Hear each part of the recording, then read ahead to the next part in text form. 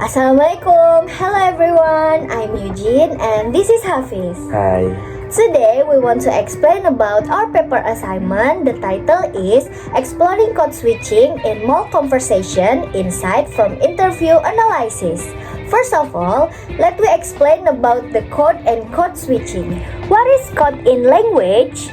A code in language refers to the system of communication we use, such as a language, dialect, or style of speech. Our choice of code is influenced by various social factors. Next, what is code switching? Code switching happens when bilingual or multilingual individuals alternate between language in conversation, depending on the context or need, such as switching from English to Malay or Hokkien. So, there is two types of code switching. The first is situational. Situational code switching is based on the situation, like using formal language at work and informal language at home. The next type is metaphoric. Metaphoric code switching change to the mood or atmosphere, such as shifting from serious to relaxed. And why does code switching happen? People switch language to express identity, show solidarity, or adapt to others. It can also be used to maintain naturality or improve understanding. According to Gall, 1988, language switching helps build relationships or set boundaries between groups. Our language choice influence how others perceive us, making language a key part of our identity. Next, in our paper, there is method for do this paper assignment. The method that we choose is qualitative descriptive to explain all the points that we got after interviewing someone. So, the first step is we went to the mall to search for someone who wants to willing to this interview. Next, we asked them about the question that we prepared. And last, we analyze and make the explanation after doing the interview. For the finding and discussion point will be explained by Hafiz. For the first source person is Aldi. Aldi born in Tangerang. He primarily uses Indonesian but often switches to Sundanese, especially with friends who share the same linguistic background. Listen. Kalau aku sih biasanya campur ya kak ya. Misalkan kalau ketemu temen ya kadang Sunda, kadang ya bahasa Indonesia biasa. For Aldi, code switching serves a social purpose. It helps him build stronger connection with others. This reflects the solidarity function of code switching, as described in sociolinguistic theory. Although he prefers Indonesian for daily communication, using Sundanese highlight his cultural identity and strengthen interpersonal bonds. The next, Iqbal. Iqbal also from Tangerang, who strictly uses Indonesian and avoid to change the language. Listen. Sehari-hari saya menggunakan bahasa Indonesia aja sih kak. Iqbal feels more comfortable using a single language, as it ensures clarity. However, he notes that language change often occurs in regions where it is normalized. This shows how socio-cultural environments influence linguistic habits.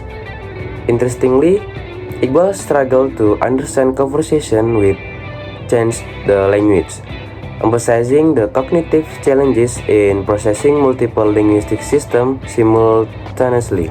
The next source person is Vio. Vio born in Malang, and Vio makes Indonesian and English, especially in academic settings like classroom. Listen. Kalau untuk percakapan sehari-hari pakai bahasa Indonesia. Cuma kalau untuk di kerjaan mungkin sedikit-sedikit ada bahasa Inggris juga. His code switching serves an educational purpose, allowing him to improve his English proficiency, while he feels more comfortable using Indonesian in casual conversation. He recognized the benefit of changing language to learn. Vio bilingual behavior show how code switching can be a tool for personal growth and language acquisition. The next, we have Icha. Icha from Tangerang, using Mandarin and Indonesian in her professional life. Listen. Untuk bahasa percakapannya sehari-hari sih pakai bahasa Indonesia. Kalau misalkan untuk di kantor campur sama Mandarin sih. Her foreign boss requires her to speak Mandarin, making code switching a necessity rather than a choice. For Icha, change language facilitates cross-cultural communication at work, but it also creates pressure, as it's not her first preference. Her experience highlights how external demands, such as workplace requirements, can shape language use in multilingual contexts. The next person is Eriska. Eriska from Jakarta is an English literature major who enjoy change Indonesian and English, particularly in academic environment. Listen. Palingan bahasa Indonesia, bahasa Inggris aja sih. Soalnya kalau ikut ayah ibu bahasa Jawa, bahasa Sunda tuh kurang ngerti aja sih, nggak bisa ngomongnya. She uses change language when answering lecture questions or studying, which helps her improve her academic performance. Unlike Icha, Eriska experiences no pressure in changing language, as her studies encourage this practice. Her code switching behavior illustrates how linguistic adaptability is influenced by both context and purpose. The last but not least, we have Rizkon. Rizkon from Pekalongan, who prefer using only Indonesian language in daily life. Listen. Untuk sehari-hari saya sih menggunakan bahasa Indonesia biasanya. He avoids changing language, as he feels it complicates communication. Rizkon monolingual behavior is rooted in his environment, where Indonesian is sufficient for all interaction. His natural response to others who mix language reflects an understanding of diverse linguistic practice, even though he doesn't adopt them himself. For the conclusion, these 6 individuals highlight how code switching varies based on personal preference, cultural background, and external demands. While some use it for social or educational purpose, others prefer linguistic consistency. This case demonstrates how language is not just a tool for communication but also a reflection of identity, adaptability, and the influence of socio-cultural environments. Thank you for watching, and I hope this analysis deepens your understanding of code switching in multilingual context. Bye-bye.